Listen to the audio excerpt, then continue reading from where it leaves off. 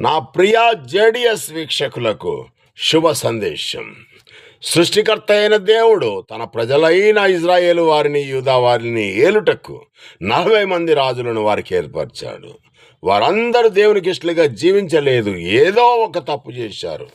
కాబట్టి నీతిగా పరిపాలించే, సత్యాన్ని అనుసరించి దేవుని యందు భయభక్తులు కలిగి పరిపాలించే శాశ్వతమైన రాజును యూదా వంశంలో నుండి, యూదా వారి చిన్న ఊరైన ఎఫ్రతా అనే ఒక గ్రామంలో దేవుడు పుట్టించి ఆయనను రాజుగా పరిపాలించే అధికారము, అభిషేకము, ఆత్మ దేవుడే అతనికి దయచేసి ఈ విషయాన్ని తన ప్రవక్తల ద్వారా అనేక మార్లు పాతకాలంలో తెలియజేస్తూ వస్తున్నాడు. దేవుడు ప్రవక్తలకు తెలియజేసిన ప్రకారం ఎఫ్రతాలో పుట్టి నజరేతులో పెరిగి యోర్దానులో బాప్తిసం తీసుకొని తను తాను తగ్గించుకొని దేవునికి విధేయుడిగా జీవించాడు.